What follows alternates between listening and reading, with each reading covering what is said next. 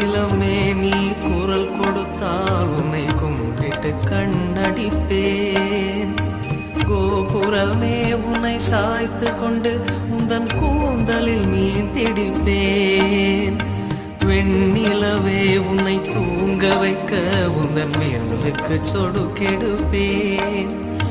வருட வரும் பூங்காற்றையெல்லாம் கொஞ்சம் வடிகட்டி அனுப்பி வைப்பேன். என் காதலின் தேவையை காதுக்குள் ஓதி வைப்பேன்.